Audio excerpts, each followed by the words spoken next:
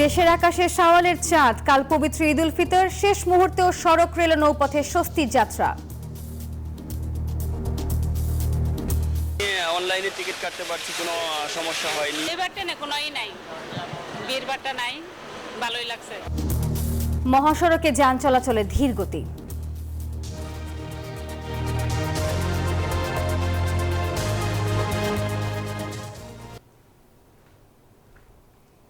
দর্শক, এতক্ষণ দেখছিলেন প্রধান সংবাদ শিরোনামে এছাড়াও থাকছে ঈদ জামাতের জন্য প্রস্তুত ঈদগাহ ময়দান। এবার মহানগর উত্তর দক্ষিণে হচ্ছে শোভাযাত্রা। 5 স্তরের নিরাপত্তায় শঙ্কা দেখছেন না স্বরাষ্ট্র উপদেষ্টা।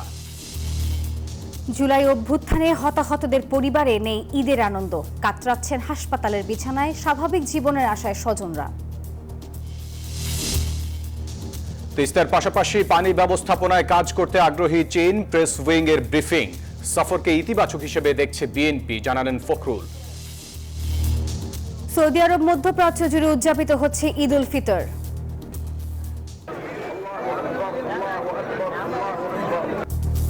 চাঁদপুর সহ বেশ কিছু এলাকায় ঈদ উদযাপন, এবারও রক্তাক্ত ফিলিস্তিনিদের ঈদ। ভূমিকম্পে মিয়ানমারে প্রাণহানি ছড়ালো 1700, আহত 2000-এর বেশি। সরঞ্জামের অভাবে ব্যাহত উদ্ধার, থামেনি জান্তা বাহিনীর বিমান হামলা। এবং অবসর নিয়ে হঠাৎ আলোচনায় জামাল ভুঁইয়া, সামাজিক যোগাযোগ মাধ্যমে মিথ্যে খবর ছড়িয়েছে নিউজ 24-কে জানালেন ফুটবল অধিনায়ক।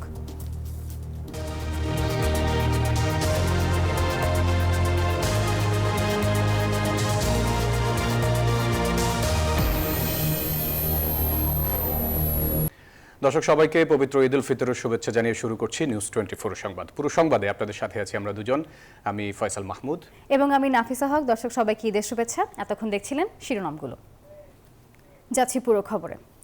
বাংলাদেশের আকাশে পবিত্র শাওয়াল মাসের চাঁদ দেখা গেছে। আগামীকাল সোমবার পবিত্র ঈদ উল ফিতর উদযাপিত হবে। রবিবার সন্ধ্যায় দেশের বিভিন্ন জায়গায় চাঁদ দেখা যাওয়ার তথ্য পাওয়া যায়। এদিকে রাজধানীতে ঈদ উল ফিতরের প্রধান জামাত সকাল 8:30টায় জাতীয় ঈদগাহ ময়দানে অনুষ্ঠিত হবে।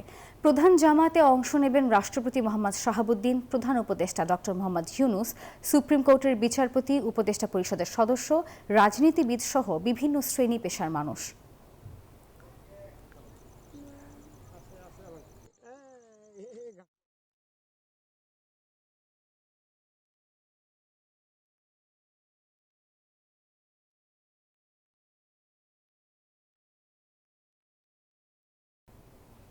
যেমনটি জানাছিলাম, পবিত্র শাওয়াল মাসের চাঁদ দেখা গেছে। দর্শক, জাতীয় চাঁদ দেখা কমিটির সভায় রয়েছেন আমাদের সহকর্মী শাহরিয়া সৌমিক, যুক্ত হচ্ছে তার সঙ্গে। সৌমিক, চাঁদ দেখার বিষয়ে কি বলছে চাঁদ দেখা কমিটি, বিস্তারিত জানাবেন। জি নাফিসা, আমি এখন এই মুহূর্তে আছি ইসলামিক ফাউন্ডেশনে। এতক্ষণ পর্যন্ত কিন্তু চাঁদ দেখা কমিটির বৈঠকও চলছিল, কিন্তু এই মুহূর্তে আমরা দেখতে পাচ্ছি যে ধর্ম উপদেষ্টা ব্রিফিং এর জন্য বসেছেন। তো আমরা সরাসরি চলে যাচ্ছি ব্রিফিংয়ে আমরা জানতে পারবো যে আসলে চাঁদ দেখা কমিটির কি সিদ্ধান্ত হয়েছে, তা আমরা ব্রিফিং থেকেই জানতে পারবো। তো আমরা এখন সরাসরি চলে যাব ব্রিফিংয়ে। আপনারা দেখতে পাচ্ছেন যে ইতোমধ্যে কিন্তু এখানে ব্রিফিং এর জন্য যে আনুষ্ঠানিকতা সেখানে তা শুরু হয়ে গেছে। এতক্ষণ কিন্তু বৈঠক চলছিল। এখন তারা বৈঠকে আনুষ্ঠানিকভাবে জানাবেন যে আসলে চাঁদ দেখা কমিটির আনুষ্ঠানিকভাবে ঘোষণা করবেন যে আগামীকাল পবিত্র ঈদ উল ফিতর অনুষ্ঠিত হবে। তো নাফিসা, আমরা সরাসরি চলে যাচ্ছি এখন ব্রিফিং এ। আমি ইসলামিক ফাউন্ডেশনের পক্ষ থেকে আপনাদের সকলকে আজকের এই অনুষ্ঠানে স্বাগত জানাচ্ছি। আপনারা জানেন আজকের এই জাতীয় চাঁদ দেখা কমিটি 1446 হিজরি সালের পবিত্র শাওয়াল মাসের চাঁদ দেখার জন্য বসেছে এবং ইতিমধ্যেই কমিটির সিদ্ধান্ত গৃহীত হয়েছে। এই কমিটির ঘোষণাপত্র আমাদের জাতীয় চাঁদ দেখা কমিটির সম্মানিত সভাপতি এবং ধর্ম বিষয়ক মন্ত্রণালয়ের মাননীয় উপদেষ্টা প্রফেসর ডক্টর আ.ফ.ম. খালিদ হোসেন মহোদয় এখনই ঘোষণাপত্র পাঠ করবেন। Professor doctor AFM. খালিদ হোসেন, মাননীয় উপদেষ্টা, ধর্ম বিষয়ক মন্ত্রণালয়।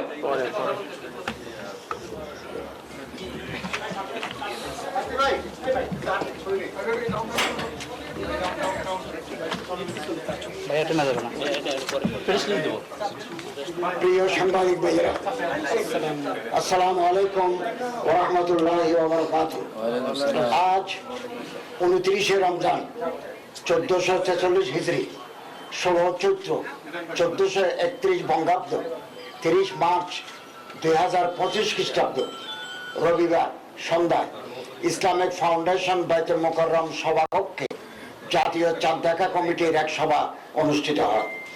সভায় 1446 হিজরি সালের পবিত্র শাওয়াল মাসের চাঁদ দেখা সম্পর্কে সকল জেলা প্রশাসন, ইসলামিক ফাউন্ডেশনের প্রধান কার্যালয়, বিভাগীয় জেলা কার্যালয় সমূহ, বাংলাদেশ আবহাওয়া অধিদপ্তর এবং মহাকাশ গবেষণা ও দূর অনুধাবন প্রতিষ্ঠান হতে প্রাপ্ত তথ্য নিয়ে পর্যালোচনা করে দেখা যায় যে বাংলাদেশের আকাশে পবিত্র শাওয়াল মাসের চাঁদ দেখা গেছে। অবস্থায় আগামী 17 চৈত্র 1431 বঙ্গাব্দ 31 মার্চ খ্রিস্টাব্দ সোমবার থেকে 1446 সালের পবিত্র শাওয়াল মাস গণনা শুরু হবে। তৎপ্রেক্ষিতে আগামী 1 শাওয়াল 1446 হিজরি 17 চৈত্র 1431 বঙ্গাব্দ 31 মার্চ 2025 খ্রিস্টাব্দ সোমবার সারা দেশে পবিত্র ঈদ উল ফিতর উদযাপিত হবে ইনশাআল্লাহ। পবিত্র ঈদ উল ফিতর উপলক্ষে আমি দেশবাসীকে জানাই ঈদের শুভেচ্ছা, ঈদ মোবারক। মহান আল্লাহ রাব্বুল আলামিন আমাদের সকল নেক আমল কবুল করুন। আপনাদের সবাইকে আন্তরিক ধন্যবাদ জানাচ্ছি। 64টি জেলার মধ্যে আমি এখানে আসার পূর্ব মুহূর্ত পর্যন্ত 14টি জেলায় শাওয়াল মাসের চাঁদ দেখা গেছে এবং আমি নিজে এবং আমার সচিব মহোদয় কক্সবাজার জেলা প্রশাসনের সাথে কথা বলেছে, তিনি নিজ চোখে লাবণী পয়েন্ট থেকে চাঁদ দেখেছেন। এরপরে সিরাজগঞ্জ, রাজশাহী। দর্শক, সহকর্মী শাহরিয়া শ্রমিকের মাধ্যমে আমরা দেখছিলাম চাঁদ দেখা কমিটির ব্রিফিং এবং সেখান থেকে আমরা ইতিমধ্যে জেনেছি ফয়সাল আগামীকাল পবিত্র ঈদ উল ফিতর। হ্যাঁ, কালকে অনুষ্ঠিত হবে পবিত্র ঈদ উল ফিতর। এদিকে ঈদ জামাতের জন্য প্রস্তুত জাতীয় ঈদগাহ ময়দান। এবার জাতীয় ঈদগাহে 35,000 মুসল্লি নামাজ পড়বেন। তাদের নিরাপত্তায় থাকবে 15,000-এর বেশি আইন শৃঙ্খলা বাহিনীর সদস্য। ডিএমপি কমিশনার বলেছেন, শুধু আওয়ামী লীগ নয়, নিষিদ্ধ ঘোষিত যে কোনো দলের অপতৎপরতা প্রতিরোধে প্রস্তুত রয়েছে ডিএমপি। দরজায় কড়া নাড়ছে মুসলমানদের সবচেয়ে বড় ধর্মীয় উৎসব পবিত্র ঈদ উল ফিতর। উদযাপনে প্রস্তুত ঢাকার জাতীয় ঈদগাহ সহ সারা দেশ। সকালে জাতীয় ঈদগাহে প্রধান ঈদ জামাতের নিরাপত্তা ব্যবস্থা দেখতে এসে ডিএমপি কমিশনার বলেন, যে কোনো অপতৎপরতা মোকাবেলায় প্রস্তুত ডিএমপি। নিরাপত্তা ব্যবস্থা পরিদর্শন শেষে র্যাবের মহাপরিচালক বলেন, ঢাকা সহ সারা দেশের নিরাপত্তা নিশ্চিতে জোর ব্যবস্থা নেওয়া হয়েছে। ঈদ জামাতের চারিদিকে পিকেট ব্যবস্থা ও লাইনিং ব্যবস্থা থাকবে। মূল গেটে আর্চওয়ের ভিতর দিয়ে সকল মুসল্লিগণকে প্রবেশ করতে হবে।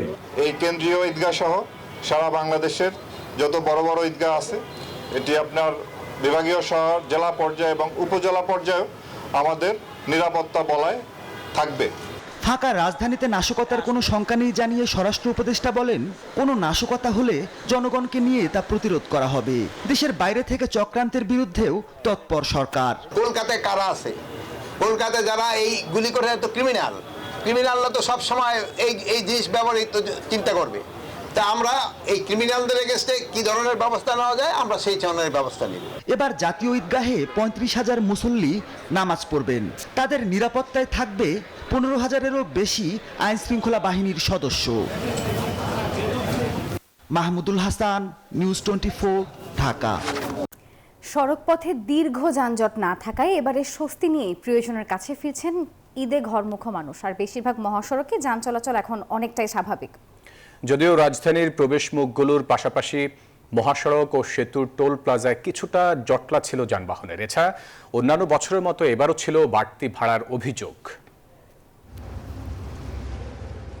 সায়েদাবাদ যাত্রাবাড়ি বাস টার্মিনাল এলাকা রবিবার সকাল থেকেই মেয়র হানিফ ফ্লাইওভার সংলগ্ন প্রতিটি প্রবেশ পথেই ছিল যানবাহনের বাড়তি চাপ। 2 থেকে 3 ঘন্টার যানজট সহ্য করেছেন এই পথের যাত্রীরা।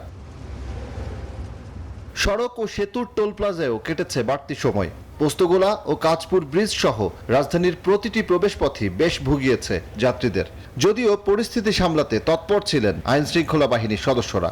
আজকে যানজটটা অন্যান্য দিনের চেয়ে জামুল একটু বেশি, কারণ এতদিন তো নিউজ দেখলাম আজকে যা দেখলাম একটু বেশি, কারণ আগামীকাল ঈদ। রাইনখোলা থেকে আমরা উঠছি, ওঠার পরে আমাদের সায়েদাবাদ পার হইতে মানে যাত্রাবাড়ি পার হইতে আমাদের প্রায় 3 ঘন্টা লাগছে। যাত্রাপথে ভালোভাবে যাচ্ছিলাম, অল্প একটু জ্যাম ছিল, এতটুকু থাকবে। এবার একটু ঢাকার শহরের ভিতরে ভালো আছে, শৃঙ্খলা বজায় রাখছে, যেমন সেনাবাহিনী, পুলিশ, সব কর্মকর্তা মিলে শৃঙ্খলা বজায় রাখছে। দক্ষিণবঙ্গের 21 জেলার কোটি মানুষের ঈদযাত্রায় এবারও বড় ভরসা ঢাকা মাওয়া এক্সপ্রেসওয়ে আর পদ্মা সেতু। এ পথের যাত্রীরা রাজধানী ছেড়েই ফেলেছেন স্বস্তির নিঃশ্বাস। তবে যাত্রাপথে বিলম্ব আর বাড়তি ভাড়ার অভিযোগ করেছেন কেউ কেউ। সমস্যা হচ্ছে আপনার সিট পাওয়া যাচ্ছে না, বর্তমানে টিকিটের সমস্যা, বাড়তি ভাড়ার জন্য আমরা আর কি এখন যাবো একটু কাছেই, আপনার ব্রিজের উপর যাবো, এর জন্য আমরা এখান থেকে যাচ্ছি আর কোনো অসুবিধা নাই, কিছু ঝামেলা আছে, ওরা স্বাভাবিক, আর কোনো সমস্যা নাই। গত কয়েক বছরের তুলনায় এবার অনেকটা সুবিধা আছে, যাতায়াতের অনেকটা সুবিধা আছে এবং যানজট কম আছে। ঈদযাত্রার শেষ মুহূর্তে দেশের সব মহাসড়কেই বাড়তি চাপ ছিল যানবাহনের। উত্তরের পথে গুরুত্বপূর্ণ কিছু পয়েন্টে যানজটও ছিল খানিকটা, কিন্তু তা দুর্ভোগের বড় কারণ হয়নি সাধারণ মানুষের কাছে। সজল দাস, নিউজ 24, ঢাকা। দর্শক, শেষ মুহূর্তের ঈদযাত্রার খবর শোনাতে বিভিন্ন জায়গা থেকে আমাদের সঙ্গে যোগ দিচ্ছেন মাসুদা লাবনী, জুবায়ের সানি এবং শুভ দেবনাথ। আমরা প্রথমেই যাচ্ছি মাসুদা লাবনীর কাছে। লাবনী, চাঁদ রাতে ঈদযাত্রার খবর শোনাবেন, কোথায় আপনি আছেন এবং সেখানকার বিস্তারিত।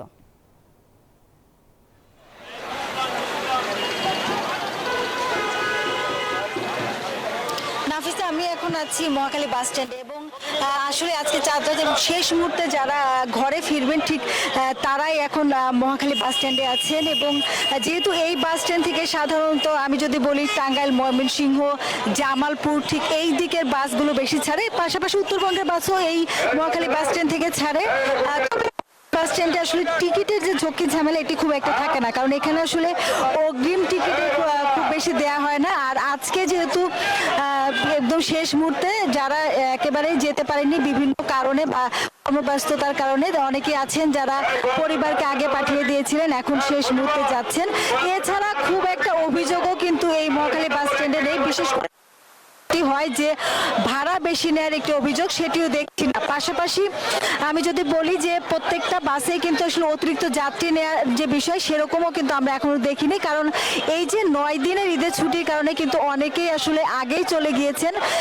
আর এছাড়াও আরেকটু বলতে চাই যে এই বাসগুলো যেহেতু উত্তরা দিয়ে আব্দুল্লাহপুর দিয়ে বের হয়ে যাবে, সেই ক্ষেত্রে কিন্তু যানজট যে সেটি নেই। তো সবকিছু মিলিয়ে যারা আসলে আপনজনের সাথে ঈদ করতে যাচ্ছেন তারা বলছেন যে খুব একটা ঝক্কি ঝামেলা ছাড়াই তারা আসলে যাচ্ছেন এবং আপনজনের সাথে ঈদ করবেন এই প্রত্যাশা এবং সুস্থভাবে ভালোভাবে যেন আপনজনের কাছে ফিরতে চান এই আশা এবং প্রত্যাশা নিয়ে কিন্তু যারা যাচ্ছেন। তো নাফিসা, আমাদের আরেকজন সহকর্মী আছেন শুভ দেবনাথ, তিনি আছেন বিমানবন্দর স্টেশন, একটু তার কাছে যাব। শুভ, আপনি তো বিমানবন্দর স্টেশনে আছেন, সেখানে ট্রেনে ঈদ যাত্রার সবশেষ খবর জানাবেন এবং এখন কেমন দেখছেন?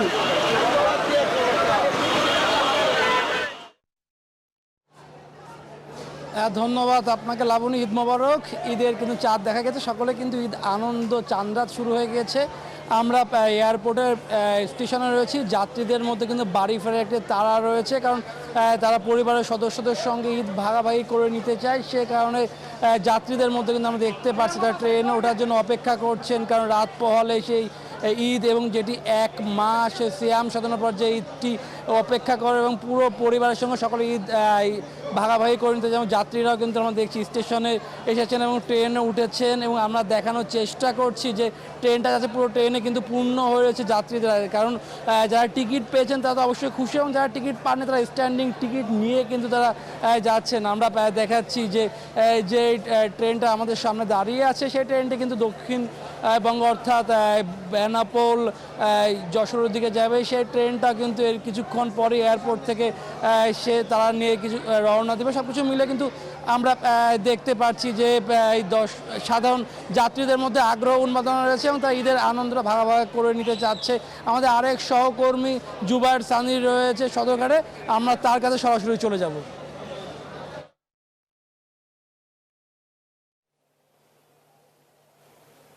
শুভ ধন্যবাদ এবং ঈদ মোবারক।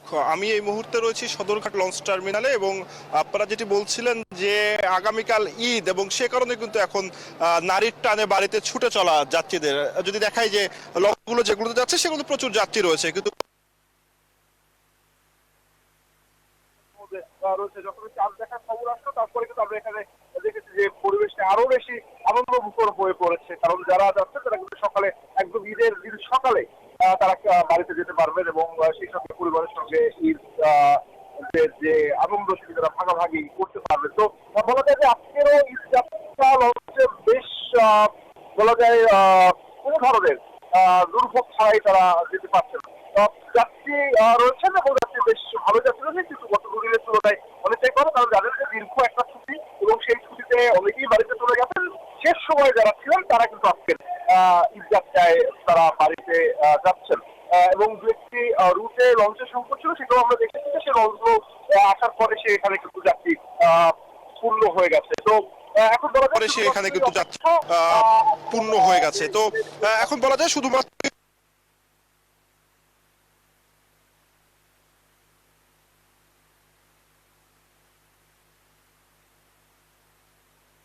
না থাকে এবং পরিবারের সঙ্গে সুন্দর একটি ঈদ কাটিয়ে তারা যেন ঢাকায় ফিরতে পারেন, সেই একটি ঈদ কাটিয়ে তারা যেন ঢাকায় ফিরতে পারেন সেই আশার কথাই তারা বলছিলেন। তো এই ছিল আমার কাছে সদরঘাট লঞ্চ টার্মিনাল থেকে সর্বশেষ তথ্য। চলে যাচ্ছি স্টুডিওতে।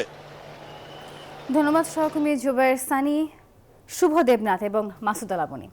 বছর ঘুরে এসেছে ঈদ, শহরে লেগেছে আনন্দের রং, ঘরে ঘরে বইছে খুশির হাওয়া।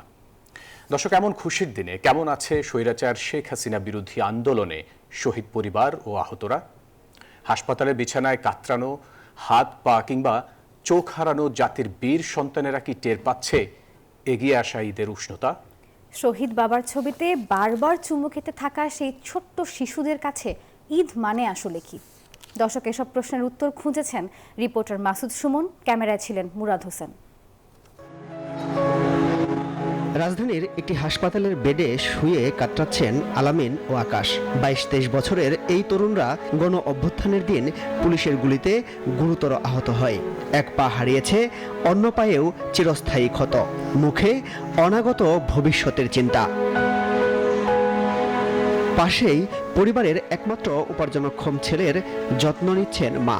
পুলিশের গুলিতে পায়ের হাড় বেরিয়ে যাওয়া বাবার মাথায় হাত বুলিয়ে দিচ্ছেন কন্যা, কিন্তু কোনো সান্ত্বনায় তাদের আর ফিরিয়ে দিতে পারবে না স্বাভাবিক জীবন। ঈদে তো কোনো কিছুই করতে পারিনি, এখন হসপিটালে তাকে কিভাবে করব? আল্লাহ তুমি আমার ভাইয়াকে অনেক অনেক সুস্থ করো। বাবার ঈদটা করতে পারে না, আমারও করতেছে আমার সাথে যেমন লোক। পরিবারের সাথে যে আগে যে টাইমটা স্পেন্ড করতে পারতাম এখন হচ্ছে সেটা করা হয় না, এখন হচ্ছে পুরো একটা আইসোলেটেড হয়ে গেছে। অনেকে আপনার এখানে ঈদ করতে হবে, অনেকে হয়তো বিছানা থেকে উঠতেও পারবো না। পায়ে, হাতে বা শরীরের বিভিন্ন স্থানে এমন গভীর ক্ষত নিয়ে হাসপাতালের বিছানায় কাতরানো সবাইকে সান্ত্বনা দিতে পারলেও জহিরুলকে সান্ত্বনা দিবে কে? সেপ্টেম্বরে নাড় ছেঁড়া ধনকে দেখতে এসে হাসপাতাল থেকে নিখোঁজ হয় তার মা। ঈদ তার কাছে বিষাদের প্রতিচ্ছবি। আমি বলতে পারতেছি না, কিন্তু আমার অনেক কষ্ট লাগতেছে। আমার মাকে আমি অনেক চেষ্টা করছি খোঁজার জন্য, এই পর্যন্ত অনেক চেষ্টা করে যাচ্ছি, কিন্তু এখনো পর্যন্ত আমি পাইতেছি না। শহরের এক কোণে ছোট্ট এ ঘরে শহীদ বাবার ছবিতে বারবার চুমু খাচ্ছেন 3 বছরের শিশু আহনাফ। বাবার ছবিতে কত আদরই না করছেন দুই ভাই, অপেক্ষায় আছেন বাবা ঈদে নতুন জামা নিয়ে আসবে। কিন্তু অবুঝ দুই সন্তান জানেই না তাদের বাবা আর কখনোই ফিরবে না। দেশটা তোমার বাবার নাকি করছো গলা, কিছু বললেই ধরছে চেপে জনগণের গলা। ওরা মার্কেটে যাওয়ার পরে ওরা অনেক বায়না করতেছিল, আমার সাধ্য ছিল না ওইভাবে দেওয়ার মতো। একমাত্র ছেলে শহীদ আলভীর কবরের পাশে দাঁড়িয়ে মোনাজাতে আছেন আবুল হোসেন। কবরের দিকে শূন্য চোখে তাকিয়ে ফুপিয়ে কাঁদছেন, কিন্তু এই কবর থেকে আর কোনো উত্তর আসবে না। এবারের ঈদ কাটবে একাকী। আল্লাহর কাছে এটাই চাচ্ছি যে আমার সন্তান তো এই দেশের মানুষকে ফেসিবাদ থেকে মুক্ত করে দিয়ে গেছে, আল্লাহ যাতে জান্নাতের ওকে সর্বোচ্চ মাকাম দান করে। ঈদ আসে খুশির বার্তা নিয়ে, কিন্তু কিছু মানুষের ঘরে ঈদের আলো পৌঁছাবে না এবার, হয়তো আর কখনোই পৌঁছাবে না। মাসুদ সুমন, নিউজ 24, ঢাকা। বিরতি নিচ্ছি, ফিরছি আরো খবর নিয়ে, সাথে থাকুন। আবার স্বাগত। দেখছি নিউজ 24 সংবাদ। দেশের পানি সম্পদ ব্যবস্থাপনায় কাজ করতে আগ্রহ প্রকাশ করেছে চীন। একই সঙ্গে বহুল আলোচিত তিস্তা প্রকল্প নিয়েও কাজ করতে ইতিবাচক সাড়া দিয়েছে দেশটি। প্রধান উপদেষ্টার high representative doctor Khalilur Rahman এসব কথা জানিয়েছেন। বাংলাদেশকে $2.1 বিলিয়ন অর্থ সহায়তা দেবে চীন, যার $1 বিলিয়ন সরাসরি বিনিয়োগ খাতে আসবে। বিকেলে ফরেন সার্ভিস একাডেমিতে প্রধান উপদেষ্টার চীন সফর নিয়ে সংবাদ সম্মেলনে এসব তথ্য জানানো হয়। প্রধান উপদেষ্টার চীন সফরে বাংলাদেশের কি অর্জন তা তুলে ধরতেই এই সংবাদ সম্মেলন। রোববার দুপুরে অধ্যাপক ইউনুসের এই সফরের বিস্তারিত জানান প্রধান উপদেষ্টার high representative doctor Khalilur Rahman ও বিনিয়োগ উন্নয়ন কর্তৃপক্ষ বিডার নির্বাহী চেয়ারম্যান আশিক চৌধুরী। প্রধান উপদেষ্টা সফরকালীন বাংলাদেশের শিল্প খাতে বিনিয়োগের আগ্রহ দেখিয়েছে চীন। আগ্রহ প্রকাশ করেছে মোংলা পোর্ট ও চট্টগ্রামের আনোয়ারাতে চাইনিজ ইকোনমিক জোন নির্মাণের। এমন তথ্য উঠে আসে সংবাদ সম্মেলনে। আগামী দিনগুলোতে আমাদের যুব সম্প্রদায়ের যে কর্মসংস্থান তার অনেকটাই নির্ভর করবে আমাদের শিল্পায়নের গতির উপরে।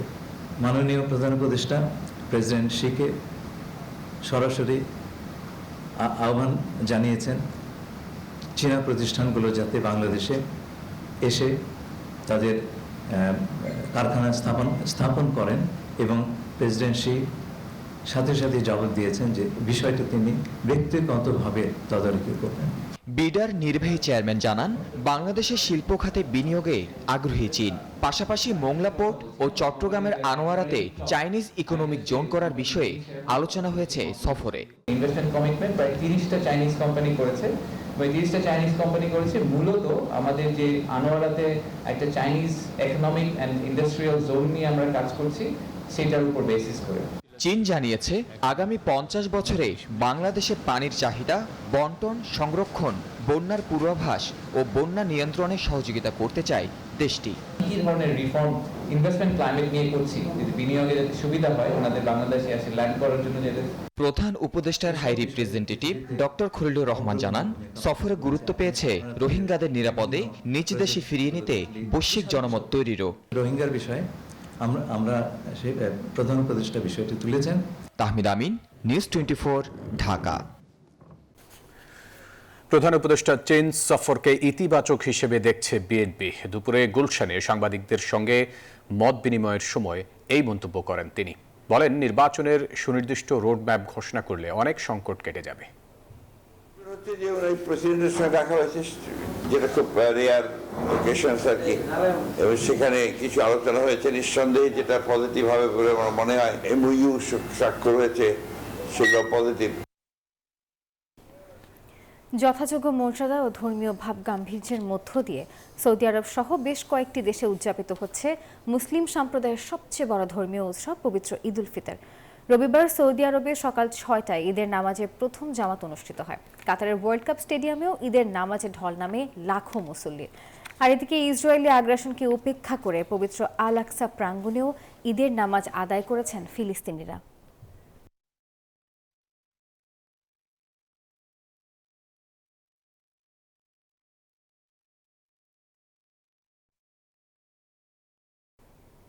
প্রতি বছরের মতো এবারও সৌদি আরবের সঙ্গে মিল রেখে ঈদ উল ফিতর উদযাপন করছেন দেশের বিভিন্ন জেলার শতাধিক গ্রামের মানুষ। সকাল 8টা থেকে ঈদের জামাত আদায় করেন তারা। নামাজ শেষে মুসলিম উম্মাহ, দেশ ও জাতির সুখ এবং সমৃদ্ধি কামনা করে দোয়া ও মোনাজাত করেন মুসল্লিরা। পরে কোলাকুলি করে ঈদের শুভেচ্ছা বিনিময় করেন।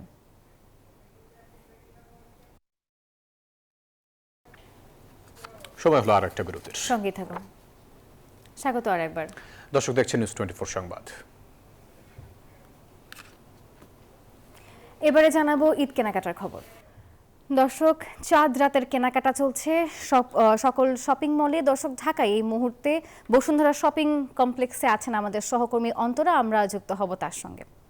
অন্তরা, জানাবেন ঈদ কেনাকাটার সবশেষ কি খবর আছে আপনার কাছে? কেমন জমজমাট দেখছেন চাঁদ রাতের বেচাকেনা?